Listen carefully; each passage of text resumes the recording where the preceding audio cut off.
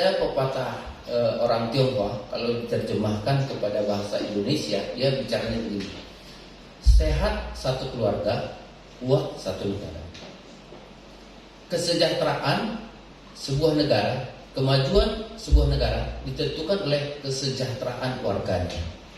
Jadi ini pepatah yang saya selalu pergumulkan, selalu saya renungkan sepanjang waktu, dan puji Tuhan hari ini ada kesempatan waktu pembinaan kemarin di Brastagi, Boksu undang saya untuk peringatan hari ayah ya besok. Tapi saya bilang, Boksu kalau boleh supaya istilahnya gini, perjalanan saya ke Lok Sumawe itu tidak artinya gini, bisa seimbang dengan waktu yang saya berikan. Yuk kita buat satu diskusi, satu seminar keluarga. Saya percaya tempat ini juga ada keluarga yang senior, ada juga keluarga yang muda, dan juga di sini ada anak-anak muda ya. Jadi kita rindu supaya ke depan kita diperlengkapi oleh kemuliaan Tuhan dalam kehidupan kita masing-masing. Jadi hari ini saya mau fokus mengajak kita semua, Bapak Ibu Saudara, untuk merenungkan satu bahagian ini.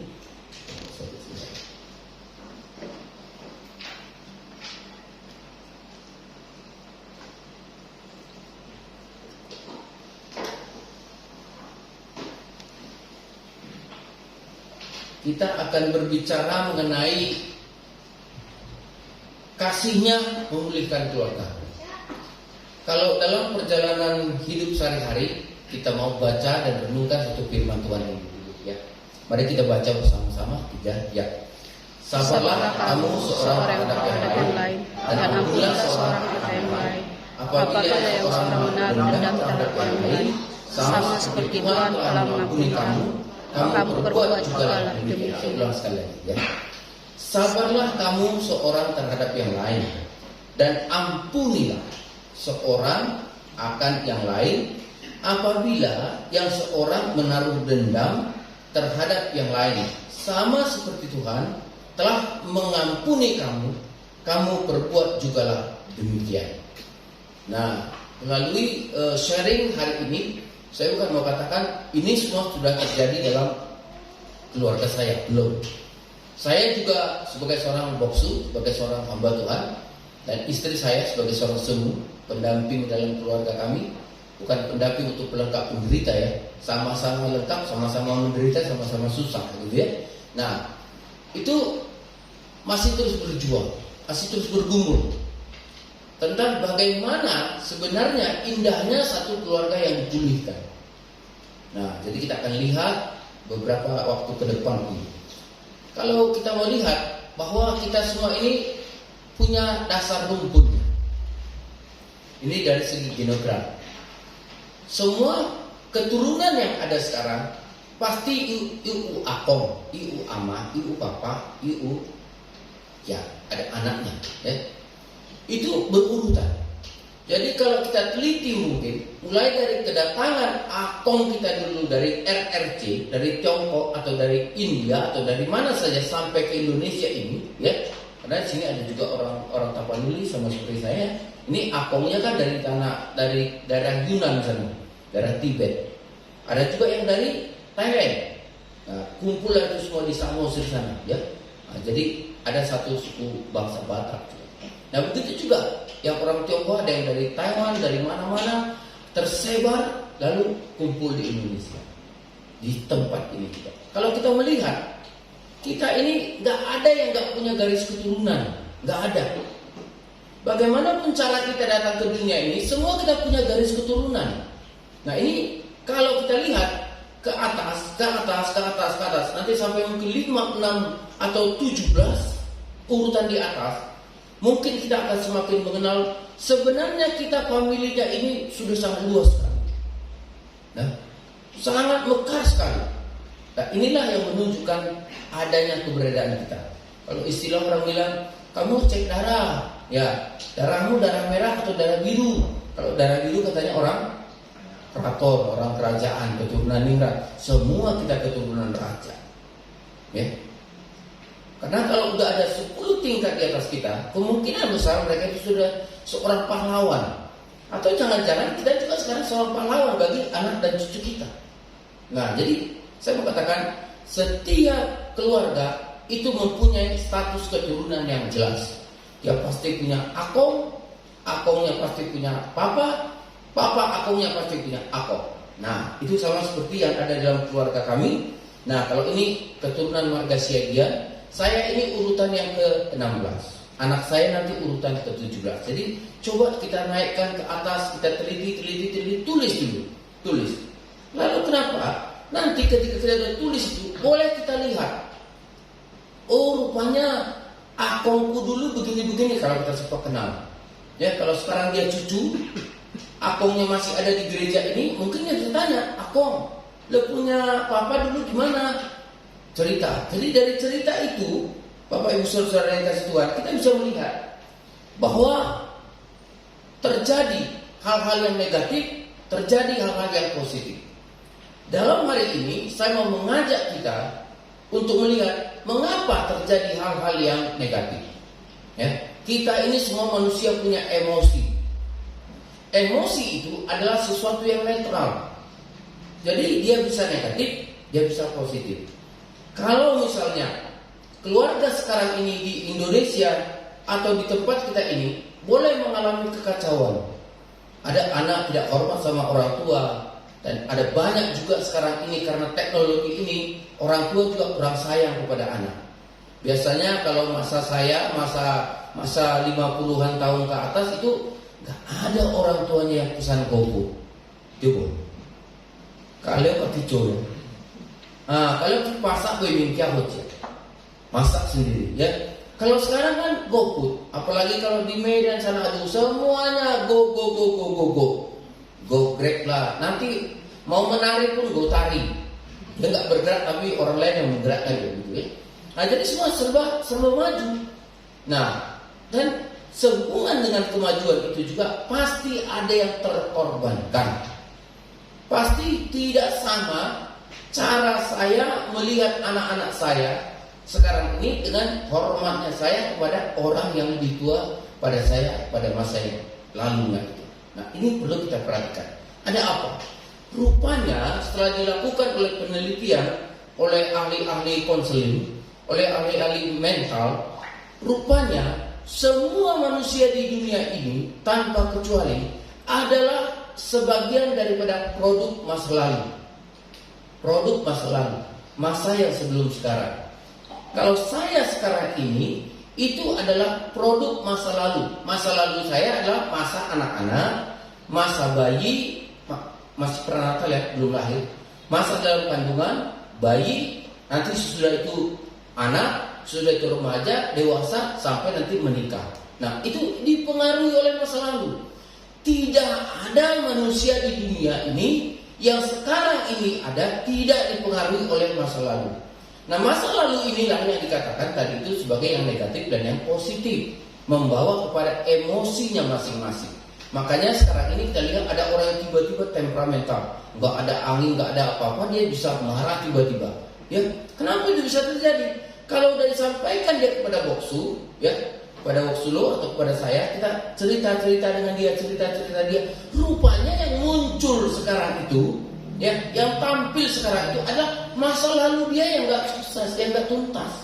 Ada kepahitan, ada luka batin, ya, di dalam dirinya. Makanya itu menjadi mental block.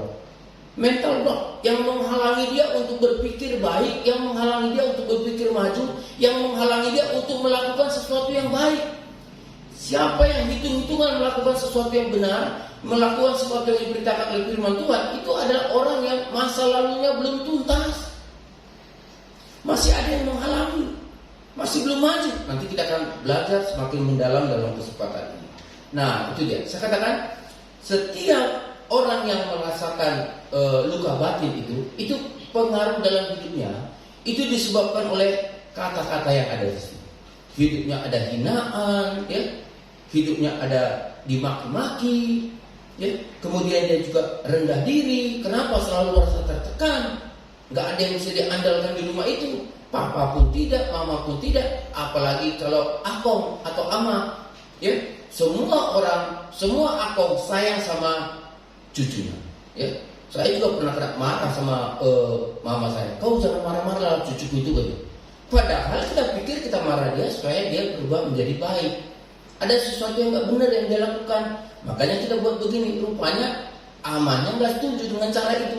Kau mana pernah marah-marah begitu ya? Memang benar. Tapi karena cara metode penyampaian pada masa itu dengan sekarang berbeda. Kalau masa boksu masih anak-anak, ya sekitar 40-an tahun yang lalu ya. Ini jauh ya, 40 tahun lalu. Dan mungkin orang-orang yang masuk usia dengan saya di sini itu ya, kalau orang tua kita begini aja lihat kita gimana? Udah mengerti ya? Ya, udah mengerti itu.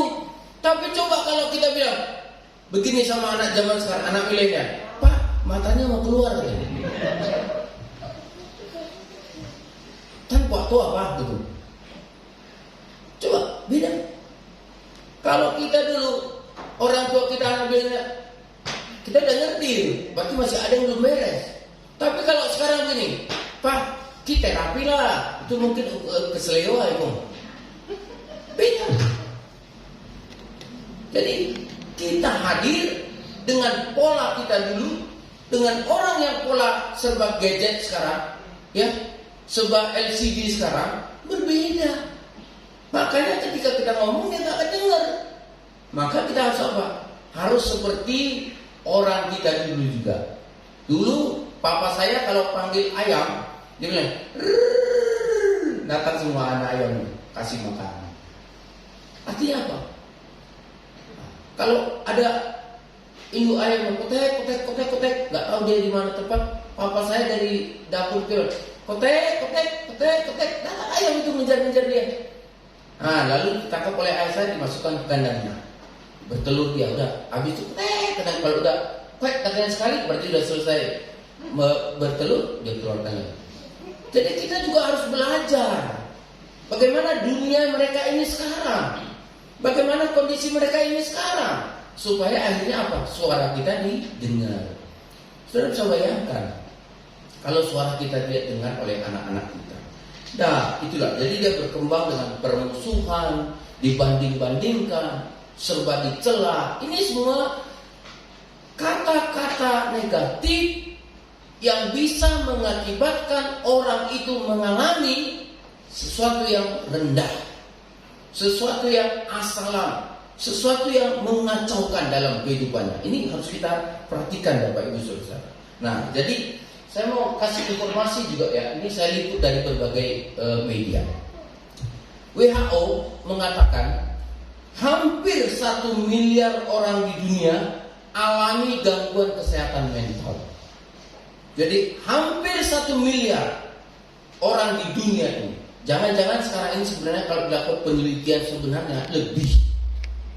Kenapa? Karena kita tengok dunia ini. Ada orang yang mau bikin maju, lebih ada juga orang yang mau bikin kacau. Ada keluarga yang mau membuat aturan-aturan yang baik, ada juga keluarga yang membuat peraturan dalam keluarganya kacau balau. Nah ini saudara, lebih hampir 1 miliar, ya, hampir 1 miliar. Kekacauan ini akan terus berkembang karena banyaknya orang yang merasa dihina, merasa cemburu, merasa dia tidak beruntung, tapi dia nggak mau maju. Tahu dia berada pada posisi lemah, tapi dia tidak mau untuk bangkit. Bahkan jauh dari dunia orang yang mau bangkit, akhirnya dia mengasingkan diri. Ini sekarang ini sedang terjadi. Itu secara dunia. Bagaimana dengan di Indonesia? Indonesia saja, ini dapat laporan dari Mas Media tanggal 1 Februari 2023 kemarin, ya. Ada 15 juta tambah 2,45 juta, ada sekitar 18 juta remaja. Orang-orang yang nanti tahun 2045 adalah usia emas bagi negara kita, generasi emas bagi negara kita. Mereka inilah yang akan mengurus kita yang sekarang ini, yang mau memperhatikan kita. Coba Bapak Ibu pikirkan, kalau mereka ini saja sudah mengalami gangguan mental yang akhirnya tidak akan peduli dengan kehidupan kita, tidak akan peduli dengan kekristenan, tidak akan peduli dengan masa depan yang diberikan oleh Tuhan bagi dia. Semua sudah dia tidak pikirkan lagi. Bahkan ketika semua leader tadi mengangkat lagu pujian, kita bangkit berdiri untuk menyanyikan lagu ini, bola ayam. Semua mereka duduk. Kenapa? Enggak mengerti. Mental mereka sudah terganggu. Tidak ada lagi ketenangan hati dalam hidup mereka. Nah, inilah makanya hari ini kita melihat pentingnya bagaimana supaya keluarga kita mengalami pemulihan. Ya. Hari Senin yang lalu itu dunia memperingati Hari Keluarga, the Family Day, Hari Keluarga Sedunia. Kita bersyukur juga gereja kita, besok kita akan dengar itu bagaimana sejarahnya, bahwa gereja Metodis berjuang, seorang anak gereja Metodis perempuan berjuang untuk menjadikan sebuah hari ayah. Itu untuk besok, jangan. Tapi udah saya bagi kuncinya. Nah, tidak ada bocorannya kan. Tapi itu besok. Nah, itu. Ini masih anak-anak loh. Bagaimana orang tua mereka ini? Kalau 16 juta orang tua mereka itu jangan-jangan juga menjadi korban daripada masa lalu mereka yang gak bagus kan? Jangan-jangan orang tua anak ini juga dulu merasa tertekan dalam hidupnya, sehingga dia sekarang juga memberikan tekanan kepada anaknya. Karena apa? Karena kerusakan mental. Ada gangguan dalam perkembangan kesehatan mentalnya. Bayangkan, taruhlah 2 kali 1, orang tuanya itu sudah 18 juta. Ini penduduk Indonesia sekarang hampir mencapai 180 juta. Remaja kita saja sudah mengalami ini. Dan jangan-jangan yang saya bicarakan ini, yang kita bicarakan ini juga adalah anak-anak remaja kita. Coba sudah bayangkan, kalau mereka hidup dalam kedengkian, kalau mereka hidup dalam kebencian, tidak selesai, tidak dituntaskan, bagaimana mereka kelak ketika mereka menjadi dewasa.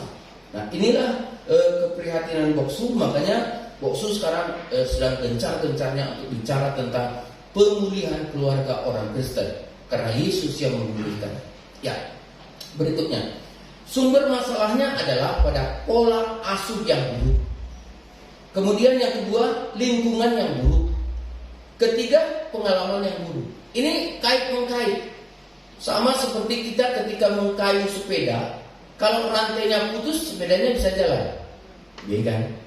Nah, sekuat tenaga pun kita mendayung pedalnya, kalau rantainya putus, dia tidak akan bisa bergerak. Dia hanya bisa membuat kita sehat karena olahraga gitu, Pak. Tapi tujuan tidak tercapai, ya, tidak tercapai. Nah, ini dia persoalannya di mana? Pertama sekali adalah pola asuh yang buruk. Kadang orang tua karena dia kurang pengalaman, yang pengalaman yang dia terima hanya apa yang dirasakannya itu baik, itu yang dia terapkan. Saya katakan tadi, rupanya nggak cocok dengan zaman milenial. Ya. Kalau dari anak remaja dulu, masa saya dulu, itu sekarang sudah 3 generasi. Akong mengajarkan kepada saya, kepada papa saya, papa mengajarkan kepada akong saya, akong mengajarkan kepada saya ngajar sekarang kepada anak saya. Sudah bisa bayangkan, kalau papa saya dulu tidak mengalami gangguan mental atau ada kesakitan dalam dirinya, sehingga ada yang tidak tulus yang dia lakukan untuk mengasihi saya, itu juga datang dalam diri saya. Saya melihat dari apa yang dilakukan oleh orang tua saya itu kepada saya, itu ada yang tidak benar, itu juga akan menjadi sesuatu yang tidak benar bagi diri saya. Bahkan ini, yang kita benci, yang kita tidak suka, yang dilakukan oleh orang tua kita kepada kita, itu bisa saja menjadi cara kita juga kita lakukan kepada anak kita. Kita tahu, wah coba anak saya pasti pasti nggak setuju, pasti nggak suka. Tapi kita lakukan, kenapa? Karena itu tadi ada luka di dalam batin, ada sesuatu yang belum dipulihkan, ada sesuatu yang menggerogoti mental kita. Jadi walaupun kita bisa berdoa, tetapi kadang tingkah laku kita tidak sesuai dengan apa yang kita doakan. Dan inilah perjuangan. Sampai hari ini, saya, semua dan kami satu keluarga, kita semua berjuang supaya kita bisa hidup dalam pemulihan Tuhan. Amin. Pemulihan Tuhan. Sesuatu akan terjadi. Ya. Karena hidup kita, tadi kita katakan, hidupku hanya dari perkataan. Jadi kalau kita tidak hidup dalam perkataan Tuhan, dalam firman Tuhan, maka kita sudah mengalami dari jalurnya yang ada. Nah, lingkungan yang buruk. Sekarang ini nggak bisa kita jamin lingkungan anak-anak kita. Ya, apalagi kalau ada dunia gadget. Saya dan semua beberapa hari yang lalu naik tensi, udah stroke naik tensi lagi. Ya, semua sampai marah juga dia. Kenapa? Pasalnya sekitar jam 11, anak saya bilang kepalanya pening, pucat, ukur tensinya tinggi. Wah, ini papanya ada darah tinggi, potensi darah tinggi, stroke, anaknya begini juga. Wah, semua bawalah dia ke poliklinik. Jalanlah kami ke poliklinik ini. Hanya kenapa? Anak ini nggak tidur, kan udah selesai ujian. Dia gunakan waktu lebih banyak untuk main game. Matanya fokus, makannya juga nggak teratur, kesehatan juga mungkin naik asam lambungnya. Akhirnya begitulah. Mamanya marah begitu udah suaranya udah sampai 524 MHz suaranya, tingginya begitu. Apa yang terjadi? Besok anaknya udah agak baikan, anaknya besok main game lagi. Pak Konglo, itu kita kilukan habis 100.000. Kalau 100.000 kita beli capcay sama babi hong boleh loh. Padahal kamu gunakan hanya untuk beli obat begitu aja. Hanya kenapa? Tidak bisa menguasai diri. Saya mencoba supaya dia bisa berpikir, tapi belum kena juga, belum connect juga. Mungkin ada cara yang lain lah ya untuk mengantisipasi anak-anak remaja. Jadi lingkungannya kita nggak bisa prediksi sekarang. Kalau dulu kita pergi kemana orang tua tahu. Kemana uap kita, di situ penciuman orang tua ada. Dia tahu. Bahkan dia bisa prediksi. Tengok jam, tengah 9, sebentar lagi anakku pulang. Bener, kita sebentar lagi udah sampai rumah. Dia bilang nih, biasanya Haris gak pernah terlambat pulang tengah 9. Ini kok udah mau 5 menit lagi tengah 9, kok dia belum datang ya? Panjang umur kau, langsung gitu kan? Panjang umur, baru diteringati udah sampai di rumah. Senang gak orang tua? Senang. Tapi kalau sekarang anak jam 9 janji pulang, tengah 11 dia belum pulang, siapa yang kacau balau? Orang tua kan, telepon sana, telepon sini, telepon sana, telepon sini. Yang nggak tahunya kita di handphone itu ada nomor telepon polisi. Kalau jangan-jangan tekan juga gangguan polisi, lapor anak hilang. Nah itu, enggak sudah. Lingkungannya kita nggak bisa prediksi, tapi kita harus tetap melakukan pengawasan. Nah, lagi pengalaman buruk. Anak-anak ini ketika bergaul dengan orang lain, ketika bergaul dengan kita, ketika bergaul dengan siapa saja, itu otak bawah sadarnya, pikiran bawah sadarnya merekam. Ya, dia rekam itu, dia simpan. Dan karena otak kita ini 100%, 82% itu menyimpan. Yang 20% itu hanya sebentar dia ingat, lupa lagi. Kayak tadi kan kita nyanyi lagu itu, kok cumannya saya bikin, bisa lupa. Kenapa? Belum tersimpan dalam pikiran bawah sadar. Tapi kalau lagu itu kita jiwai tanpa teks, kita melihat langit saja, kita merasa langit itu justru mendukung dan memberkati kita dalam nyanyi pujian itu. Kenapa? Ada konektivitas. Karena pengalaman kita baik. Anak-anak sekarang tidak semua pengalaman dia pengalaman yang baik. Jadi itulah yang membuat faktor-faktor yang mempengaruhi pembentukan mereka. Bahkan gereja juga sangat berpengaruh membentuk daripada karakter seorang anak. Saya bangga. Ini saya termasuk pengikut alirannya Boxulo. Kenapa saya bilang saya pengikut aliran Boxulo? Karena saya ikut Facebook dia. Ya, pengikut Facebook. Kalau kita ikut Facebooknya berarti kita pengikut alirannya. Lama udah saya ikut itu. Jadi sebelum saya datang kemari, saya sudah ada lihat di Facebook di gereja ini juga kan kalau berteman muncul kan ya. Itu enaknya berteman. Dan pertemanan kita pertemanan yang baik gitu. Dari sana saya melihat ada anak-anak yang menyanyi, ada anak-anak yang diberikan kesempatan pelayanan di gereja kita. Itu sesuatu hal yang membangun emosi positif, membangun sesuatu kecintaan kepada mereka. Nah sekarang persoalannya, berapa lama itu tahan? Kalau itu kita bisa simpan di dalam pemikiran bawah sadarnya, itu akan muncul, tampil gitu. mudah terkoneksi. Tapi saudara bisa bayangkan, kalau hari ini ada 15, 16, 17 juta anak Indonesia yang mengalami gangguan mental, tapi mereka tidak mendapatkan pendidikan yang baik dari segi kerohanian dan keagamaan. Orang tua mereka juga tidak pernah diedukasi seperti yang kita lakukan pada malam hari ini.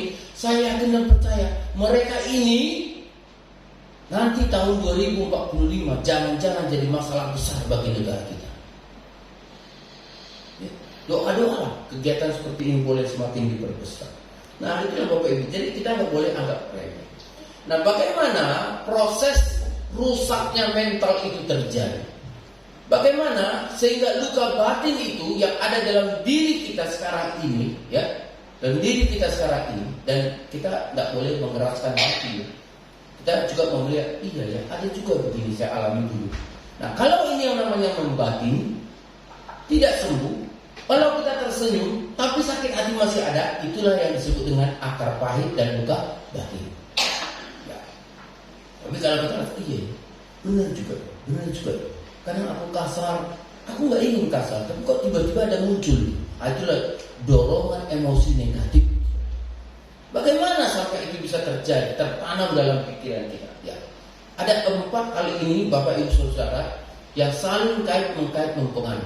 Pertama, pikiran. Ketika kita berpikir tentang apa yang kita terima itu tidak baik atau baik, itu akan mempengaruhi emosi. Kalau yang kita katakan itu yang baik, itu akan mempengaruhi emosi. Kenapa seseorang ketika hatinya disentuh oleh firman Tuhan, oleh khotbah yang baik, ketika dia berdoa di sana, tiba-tiba air matanya bisa muncul? Kenapa? Dia merasakan, ya, pikirannya dipengaruhi oleh kebenaran firman itu, hidupnya terbuka. Akhirnya apa dia katakan? Benar Tuhan, aku mengalami itu. Jadi ketika ada rasa cinta, rasa rindu, rasa mau bertobat, rasa mau mengasihi, ini kan emosi yang sifatnya positif. Nah, ini kan sangat berpengaruh. Kemudian juga ada kehendak. Jadi ketika kamu punya emosi, ada kehendaknya. Ya, seperti hari ini, ya, mungkin dikirim di grup atau diumumkan ada seminar begini. Ya, itu kita pikirkan. Emosi kita, iya, aku mau hadir lah. Ada kerinduan untuk hadir. Hadirlah kita pada saat ini. Nah, itulah kehendak kita. Nah, sesudah kehendak ini tadi terjadi, maka nanti akan timbul perilaku, perbuatan. Itulah yang nanti akan kita lakukan Bapak Ibu Saudara setelah kita lewat dari tempat ini. Nah, apa yang saya katakan tadi, pola asuh yang baiknya secara pilihan saja, tidak semua ya. Kenapa? Itu karena apa? Karena orang tua yang penuh konflik. Dalam rumah tangga saja antara suami dan istri ada konflik. Nanti akan kita lihat dari mana konflik itu akan datang. Pastinya dari masa lalu yang tidak tuntas. Ada akar pahit yang tersimpan, ada kecurigaan, ada dendam, ada kemarahan dalam diri. Ini yang hari ini kita mau pakai. Kemudian ada beda-bedaan. Ya. Kenapa seorang anak hari ini kita beda-bedakan? Dan kalau saya bicara budaya Batak dulu ya. Dalam orang Batak itu ada anak haholongan, ada anak yang sangat disayang. Ya, dia ini belum tentu juara, belum tentu baik, tapi entah macam mana lah, orang tuanya kok sayang kali sama dia gitu. Kadang udah dikasih jantung, hati pun mau dikasih juga sama dia. Itulah istilahnya. Ya, anak kesayangan. Nah, anak ini belum tentu bagus juga, tapi itu yang disayang. Kadang orang jadi cemburu. Adikku ini nggak beres, tapi itu paling disayang mamaku. Mamaku nggak mau makan kalau dia belum makan. Kita nanti semua udah kumpul makan, adikmu di mana? Belum di sini mak. Mungkin entah terlambat atau kayak mana kurang tahu. Oke lah, kalian aja makan dulu. Aku tunggu dia. Nah, coba. Yang lain cemburu. Beli baju untuk anak ini, dia punya langsung dipilihkan mama. Kalau yang lain pilih sendiri lah, macam mana pun nanti. Tapi budgetnya 25.000 ya. Kalau anak ini entah apa yang dibelikan orang tua, pokoknya itulah diterimanya. Ada seperti ini. Saya kurang tahu kita punya seperti ini atau enggak. Tapi itu ada bagusnya, ada enggak bagusnya. Tapi lebih banyak mengakibatkan kecemburuan. Nah, kemudian juga ada orang tua yang matre. Ini orang tua matre kenapa sih? Rugi loh. Lu nggak tahu ya itu harganya berapa, gini. Anak bilang, "Ma, aku mau makan ini kacang." Ya udah beli. Tapi nggak usah banyak-banyak ya. Banyak pun nanti nggak habis. Padahal pas beli sekilo pun jawab. Tapi katanya nanti banyak pun nggak habis. Itu pola asuh yang buruk. Kemudian yang berikutnya adalah lingkungan yang buruk. Yang tadi saya katakan, anak-anak tidak memilih kerohanian, tidak memilih ke arah gereja. Ya, walaupun terkadang boksu, contoh dan jemaat juga membuat kegiatan-kegiatan, tapi anak-anak ada yang nggak mau. Bahkan kita kasih iming-iming, kita kasih hadiah. Kalau kamu rajin gereja, nanti tahun baru saya belikan sepatu Reebok yang dari Inggris. Tapi akhirnya apa? Riba. Bukan Reebok, riba. Jadi kacau. Kenapa? Anaknya nggak mau disuruh gereja, nuntut beli sepatu. Udahlah, kalau nggak bisa beli sepatu Reebok, beli sepatu Lotto aja. Nggak usah sepatu Toyo aja. Masih ingat sepatu Toyo? Itu yang kita pakai dulu sekolah ya, sepatu karet kan. Sepatu Toyo, mereknya Toyo, warna hitam dan warna putih. Hai. Bapak Ibu Saudara, kerohanian sangat penting. Kemudian juga pendidikan yang sangat minim. Kadang anak-anak, saya bukan karena guru atau kepala sekolah-sekolah metodis ya, tapi pola pikir masyarakat juga terkadang kurang pas. Dia sekolahkan anaknya ke sekolah ini, kenapa murah, gak bayar. Bahkan sekarang dia cari sekolah perguruan yang bagus tapi gratis. Gak tahu loh kalau yang namanya gratis kan? Kemudian Bapak Ibu Saudara, pergaulan yang buruk itu yang saya katakan. Nah, kita coba lihat sekarang, kenapa ya seorang itu mudah curiga atau cemas? Rupanya Bapak Ibu Saudara, pada masa kecilnya dia tumbuh dari rasa tidak aman, sehingga dia merasa cemas. Ya. Contohnya begini, waktu dia masih kecil, itu airnya begitu luar biasa, super protect. Nah, kamu saya dengar mau pergi kolam renang ya? Iya. Gini, itu pergi kolam renang bayar. Berapa? 15.000. Udah, kau bayar 15.000, kau nggak usah pergi. Nanti kau tenggelam apa sih tanggung jawab. Terakhir apa? Anak ini bercita-cita masuk angkatan yang harus diketahui berenang. Rupanya dia gak bisa berenang, akhirnya gagal. Betapa hancurnya ceritanya. Jadi setiap ada yang buat baik sama dia, dia curiga. Dulu papaku begitu, bermaksud papaku baik, tapi akhirnya sekarang akibatnya dicurigai. Itu. Jadi kecurigaan, kecemasan itu. Satu kali seorang istri temukan sapu tangan di kantong celana suami. Ini nggak biasa. Tapi dia nggak mau ungkapkan. Lalu minggu depan temukan sapu tangan satu lagi. Ini nggak biasa. Biasanya paling tisu, tapi dia simpan dalam hatinya. Kemudian begitu lagi. Terakhir dia tanya, "Pak," curiganya nggak tertahan lagi, tanya, "Pak, kamu punya sapu tangan itu punya siapa? AI dari mana yang kau kawani?" Kata ibu, "Enggak, itu kemarin temanku yang kasih pas aku bersih karena aku nggak pakai masker. Memang kan udah dicabut larangan Pak, sudah ketentuan pakai masker kan sudah dicabut. Tapi kalau kita masih mau menjaga kan nggak bisa dilarang. Jadi dia banyak kemana-mana nggak pakai masker lagi. Jadi ada kawannya, inilah pakai sapu tangan ini. Dipakai banyak. Macam mana udah kena bersin kita pulang lagi kan? Gak mungkin kan? Kantong dikantongi, gak selesai kantong. Bawa pulang, terjadi sampai 2 kali. Rupanya karena dia masih terima itu punya kawannya, dia pendam dalam hati. Setelah itu dia muncak marah lagi. Kenapa? Dia naik mobil dengan suaminya mau pergi ke gereja. Di mobil itu ada bunga mawar palsu itu, bunga mawar plastik. Dendam sekali. Ini pasti ada lain ini. Tanya, ini padahal mau perjalanan ke gereja, gak tertahan lagi. Ini bunga dari mana? Dikasih direktris. Ya, berarti gini. Rupanya direktursnya itu memperingati hari kematian mamanya. Jadi semua orang-orang dikasih bunga mawar yang putih yang di perusahaannya itu. Tanpa tanya istrinya terus marah-marah, gak mau lagi pergi ke gereja, tertidur nangis di sana. Itu kenapa? Dari masa lalunya selalu menghadapi kecurigaan. Ketika dia pulang sekolah dulu rupanya tidak dipercaya oleh orang tuanya. Orang tuanya menganggap dia itu kemana-mana karena memang selalu ketahuan. Kalau dia bilang dia diskusi rupanya mengkolak, masak kolak lah, masak rendang, masak apa-apa. Bukan diskusi, bermain-main. Lalu yang ini sumber dari bisa banyak sumber, tapi itu intinya. Kenapa dia curiga? Karena pada masa kecilnya dia dikupikan cemburu gitu juga. Kenapa kita bisa cemburu? Rupanya kita tumbuh dari ketidakadilan. Sama seperti tadi kan. Anak ini sangat disayang oleh orang tuanya, yang lain tidak dipedulikan. Anak ini sangat sungguh-sungguh orang tuanya memperhatikan pendidikannya. Anak yang lain absennya pun gak pernah diperhatikan. Gini lain.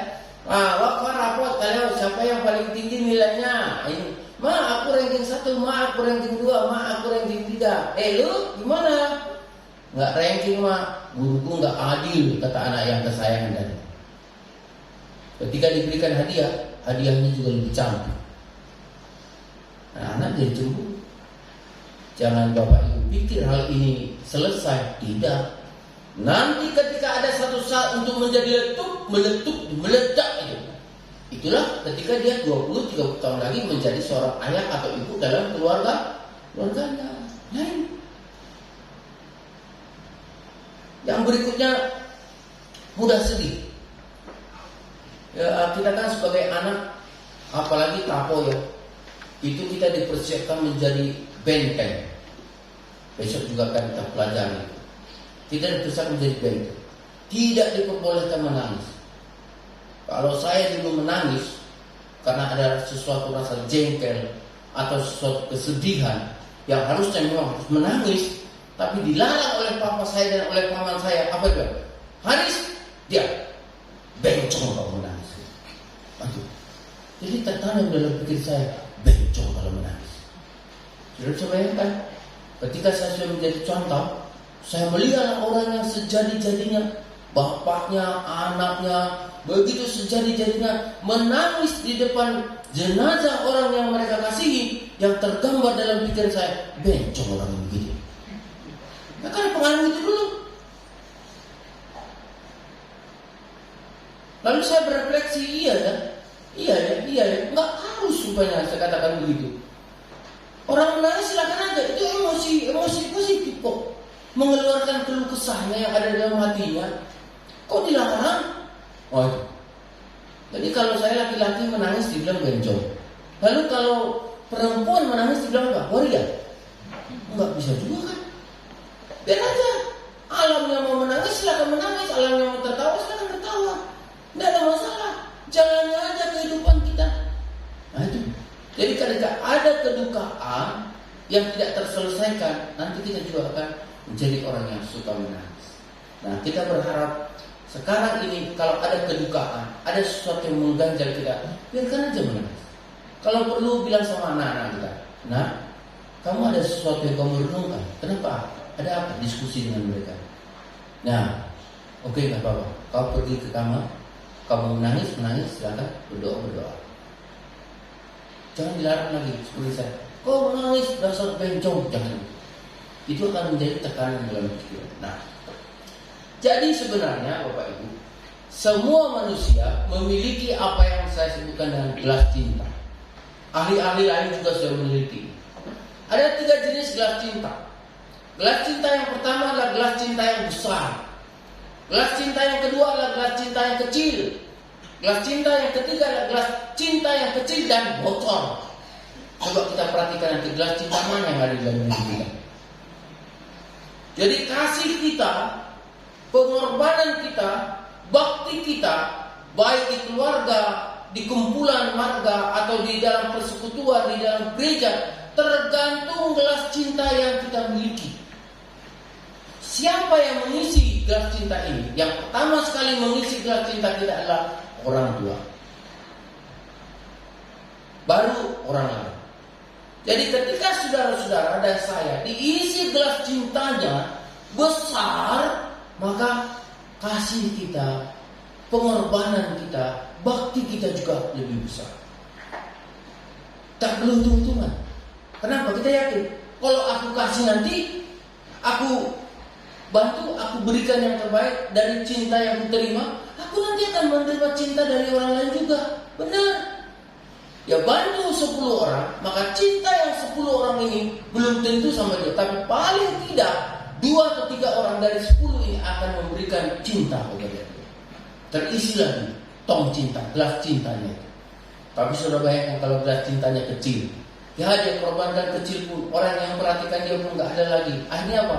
Kering, gelas cintanya itu aja dia berikan belum tentu terisi. Satu lagi yang lebih parah, gelas cintanya bocor. Gelas cintanya diisi keluar, diisi keluar, isi keluar. Ini ibaratkan seperti seorang anak itu tadi mengalami luka batin, sering dicurigai oleh orang tuanya, kan kosong.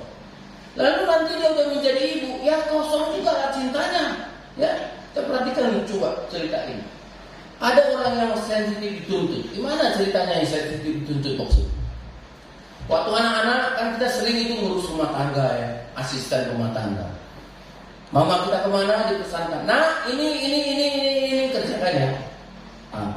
Bahkan ada cerita waktu masa saya anak-anak, kalau sendok hilang dicari, anak nggak kelihatan nggak dicari. Betapa sakitnya hati anak seperti itu. Dan mereka ditugasi, masa anak-anak mereka dirampas, tidak ada kebahagiaan pada masa anak-anak. Makanya nanti waktu dia orang tua jadi seperti anak-anak juga gitu. Ada juga yang seperti ini pengaruhnya. Tapi Bapak Ibu Saudara, karena gelas cintanya itu tadi bocor, ya, kecil dan bocor, pada masa dia anak-anak disuruh-suruh terus. Nanti sesudah dia punya anak, anaknya pulang tuh dari sekolah, Ma, nanti janji ya Ma, bantu Cici untuk selesaikan PR ya. Apa kau bilang? Emang kamu pikir saya ini guru les? Untuk apa aku bayar guru les? Itu kenapa? Wajar sebenarnya orang tua mengajari anaknya sebatas yang dia mampu. Tapi ini dia tolak. Kenapa? Ini kan sensitif dituntut. Dia gak mau dituntut. Ma, tolonglah ajari aku. Dia lihat, kenapa? Masa lihat anak-anak enak-enak main game, masa saya gak bisa tenang sebentar? Sensitif dia. Akhirnya apa? Bagaimana keluarga yang seperti ini? Ya itu tadi, mengalami masa depan yang sulit juga. Nah, ada juga yang lain ini, krisis keuangan. Waktu anak-anak kita semua serba pas, keuangan dia serba pas. Nanti kalau dia sudah gede, dia dipilih misalnya menjadi seorang bendahara, gak ngerti dia mengelola. Atau diberikan kepadanya kepercayaan untuk menggunakan sejumlah uang untuk membuat kegiatan misalnya hari ayah, buat anggaran, ini buat ini sejumlah. Bingung dia, blank. Kenapa? Karena tidak ada pola yang diarahkan kepada dia. Jadi kalau sekarang ini, ya walaupun sedikit, kita upayakan juga anak kita supaya tahu bagaimana mengelola keuangan. Ya. Waktu pernah bawa anak TK, suruh orang tuanya kasih 15.000 satu orang. Anak TK kami bawa ke Indomaret. Ya, diawasi dulu TK-nya. Pilih sesuai dengan yang kebutuhanmu, tapi jangan lebih dari uang yang kamu miliki ya. Ya. Luar biasanya, mereka jadi tahu berhitung. Tengok dulu. Oh, ciki 4.500. Kok segini? Gak jadi kan? Nah, pulang dari sana, kita suruh dia cerita. Wah, seperti seorang manajer bisa menguraikan, tadi aku beli ini, aku beli ini, aku beli ini, aku beli ini. Tapi tadi aku mau beli ini, cuma nanti uangku gak cukup lagi, jadi ya aku gak jadi beli itulah. Lain kali aja. Ada perkembangan, libatkan dia. Saya juga lihat di TikTok itu seorang ibu mengajari anaknya untuk pergi belanja. Jadi, Mama mau ke pasar ini, gitu. Iya, coba lihat kulkas apa bahan-bahan yang kurang? Anak bilang cabai, tomat, ini. Tahu. Saudara bisa bayangkan kalau anak 4 tahun, 5 tahun sudah tahu cabai kurang apa, betapa dahsyatnya dia kalau dididik dalam kebenaran mencapai masa depan yang luar biasa dengan berkat Tuhan. Nah, ini. Itu dia. Jadi dari sanalah tampil ini. Anak yang dimaki, anak yang diejek, anak yang ini semua mereka akan menyesali diri dan merasa tertekan. Maka apa yang perlu? Yang kita perlukan adalah pemulihan. Pengampunan adalah awal pemulihan. Pemulihan itu adalah kasih daripada Tuhan. Tadi yang kita nyanyikan. Kasih Tuhan yang memulihkan. Kasih Tuhan yang menguatkan. Kasih Tuhan yang memampukan kita sehingga kita menjadi kuat, dan menjadi kuat. Karena Tuhan yang menuntut. Jadi sekarang jangan ada hitung-hitungannya. Mungkin kita bisa mengalami hal-hal yang sangat negatif. Mungkin kita bisa mengalami hal-hal yang sangat mengacaukan dalam pikiran kita. Tapi mari kita sekarang buka gelas hidup kita yang besar. Berikan juga gelas cinta yang besar kepada anak-anakmu. Buka juga gelas cinta yang besar kepada semua orang-orang yang diberikan Tuhan untuk engkau kasih dan yang mengasihi engkau. Berikan supply cinta, supply kasih, tebar kesukacitaan, kedamaian, kebahagiaan dalam hidup mereka. Ya. Beda loh anak yang sering dirangkul atau dipeluk oleh orang tuanya dengan anak yang sama sekali tidak pernah dirasakan. Yang hari-hari hanya kemarahan. Ya, saya lihat semua dia nasihati anaknya, kadang keras juga, tegas juga. Kadang yang namanya suaminya pendeta, kadang dengar itu juga gak tahan ya. Tapi ketika kita bilang tolong anak-anak dulu. Iya. Dan ketika semua bilang, kamu itu tadi mama bilang begitu, kan supaya ada keteraturan. Kamu tengok loh. Sesudah kita atur, kamu kerjakan seperti yang aku buat. Yang saya katakan, apa yang kamu bilang? Rapi, bagus, bersih. Ya udah, itu aja sebenarnya. Coba lakukan seperti itu. Nah, ke depan anak-anak juga lihat, oh iya ya. Mama memang marah, papa memang marah, tapi tujuan mereka ada sesuatu yang baik. Tidak seperti ini. Ya. Kalau kita kena marah, udah pergi sana, kerjakan kerjaanmu, nggak dibina lagi, nggak dibimbing lagi. Hari apa? Itu jadi luka batin, jadi pengalaman yang pahit. Tapi kalau tidak diajak ngobrol, diajak nonton, ya maka yang terjadi adalah ini. Luar biasa, saudara-saudara, ketika memulihkan hubunganmu dengan anak, memulihkan hubunganmu dengan orang tua yang mungkin dia sudah meninggal. Katakan, aku tidak lagi menerima yang sakit. Aku tidak akan ingat-ingat lagi apa yang dia buat kepadaku yang sakit. Sekarang aku mau menerima gelas cintanya yang sesungguhnya. Karena walaupun orang tua kita itu meninggal, tapi perbuatan baiknya itu memberikan cinta kepada kita. Cari itu. Cari satu sisi yang membuat kita merasa baik. Cari satu sisi yang bisa membuat kita tenang. Cari satu sisi yang bisa membuat kita mengingat dia. Sehingga apa yang terjadi Bapak Ibu Saudara, kita akan merasakan bagaimana Tuhan itu mendampingi kita dalam kehidupan cinta. Buka diri di hadapan Tuhan. Self-talk. Berbicara kepada Tuhan. Berbicara kepada dirimu di hadapan Tuhan. Tuhan, aku ini begini. Tadi aku ada dengar bagaimana indahnya pemulihan. Aku mau Tuhan supaya kau pulihkan aku. Dengan firman Tuhan yang kami dengar tadi, kami baca itu, bahwa Tuhan sudah mengampuni kesalahan dan memulihkan aku. Aku rindu Tuhan supaya aku mendapatkan sebuah pemulihan yang seperti ini. Nah, kenapa kita perlu pemulihan? Ada 3 hal ini supaya kita mempunyai kekuatan. Yang pertama, supaya sama-sama mengalami pemulihan. Anak, saudara, dan juga kita mengalami pemulihan walaupun orang tua kita itu sekarang sudah tidak ada. Tapi ketika kamu mengingat kebaikannya, kemurahannya, kasihnya kepadamu, itu akan menambah energi cinta yang ada dalam dirimu, sehingga gelas itu nanti makin besar, makin penuh, dan kita akan menjadi berkat bagi semua. Dan yang berikutnya, yang kedua, supaya terhindar dari kehancuran akibat dari kemarahan. Hidup kita ini kan hancur kebanyakan karena kemarahan. Ya, karena kemarahan. Saya juga ketika merenung-renungkan, saya stroke ini juga akibat daripada kemarahan. Kemarahan pada diri saya, kemarahan pada lingkungan, kemarahan tak kepada siapa lagi lah yang mungkin sekarang saya juga nggak kenal, nggak ngerti kepada siapa saya marah. Ya, jadi sekarang saya mulai mengampuni, mulai pelan-pelan tangan itu bisa bergerak, bisa tegak seperti ini berdiri, ya 30 menit, 40 menit bisa bergerak, ada pemulihan, jumpa dengan teman-teman yang sama juga, yang sama-sama pernah juga di daerah yang sama, jadi kami bernostalgia, itu memulihkan. Ya, tadi waktu makan siang juga terbongkar. Rupanya sakit yang kita alami dulu membentuk kita sekarang supaya bisa bertahan. Itu emosi positif. Jangan semua sakit, penyakit, penderitaan yang kita alami kita anggap untuk membuat kita hancur. Enggak. Coba nih persoalannya.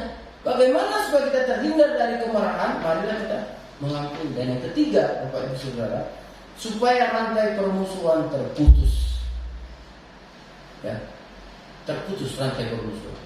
Kalau kamu membenci saya, maka rantai kebencian, rantai permusuhan sedang terjadi. Kalau kamu membenci orang tuamu, maka rantai permusuhan tetap terjadi. Kalau ada anak-anak yang tidak mau diajar oleh orang tuanya karena dia jengkel, karena dia merasa tidak senang kepada orang tuanya, hati-hati. Itu benih daripada permusuhan sedang terjadi. Terima, dekat dengan mereka, rangkul mereka, peluk mereka, ajak makan bersama, ajak diskusi bersama, ajak renang bersama, ajak kemana, lakukan hal-hal yang simple, ada quality time kepada mereka, supaya mereka juga punya imun, ya. Ajak juga mereka sama-sama ke gereja, ya.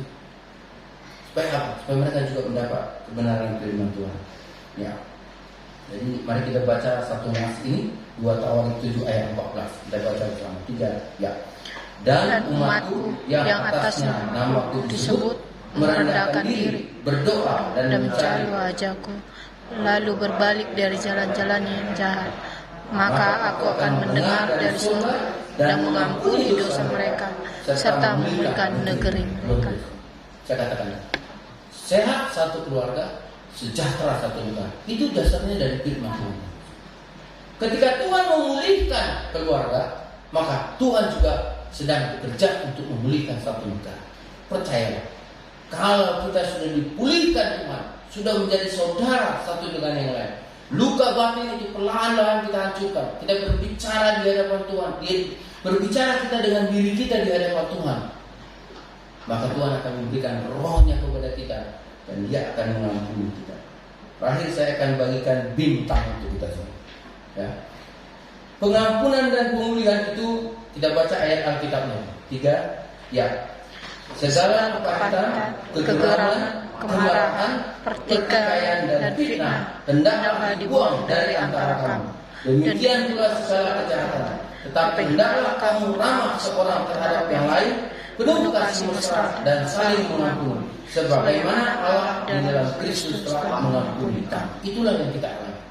Kematian Yesus, kebangkitannya, keberangkatannya ke surga, pencurahan Roh Kudus, dan waktu penantian yang sedang terjadi dalam hidup kita adalah semua merupakan satu proses di mana Tuhan sudah mengampuni dan memulihkan kita. Baiklah kita juga mengampuni orang lain, mengampuni siapa saja yang mungkin kita rasa jengkel, ya, dalam hati kita, supaya mereka juga bisa merasakan anugerah Tuhan. Saya bagikan star, bagi bintang, ya, star. S-nya semangat. Kalau sudah diampuni, semangat. Kalau sudah mengampuni, semangat. Yang kedua, terima Yesus. Ini intinya. Sebab kita tidak akan mengerti kasih Yesus yang mengampuni kita. Dan kita tidak akan bisa memperkatakan kasihnya itu kalau kita tidak terima Yesus. Jadi itu merupakan sesuatu hal yang sangat alami. Lalu berikutnya, ampuni dan mengampuni. Jangan hanya ampuni aku ya, tapi dia nggak mau mengampuni. Besok dia ampuni aku ya, oke, no problem. Besok dia datang ke sini. Kamu ngapain? Ampuni aku ya. Oh enggak, kau selesaikan hutang baru kau ampuni. Nah, gitu juga. Karena seperti cerita di Alkitab, dia diampuni, tapi untuk orang lain dia tidak mau ampuni. Akhirnya apa? Dia ditempatkan di tempat yang paling dalam, yang dimana sangat retak gigi, sangat luar biasa. yang terakhir R-nya adalah ramah dan penuh kasih mesra. Kita selalu mempraktekkan itu. Bukan sebagai penyambut saya, tapi kayak halo, apa kabar? Ibu, apa kabar? Ini sudah kita praktekkan dan mau terus perjuangkan sampai Tuhan Yesus datang. Mari kita berdoa di dalam hati kita masing-masing dan dipersiapkan juga sebuah lagu yang kita nyanyikan tadi malam.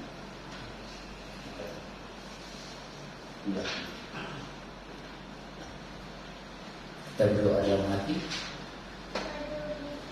Lagunya sama suara.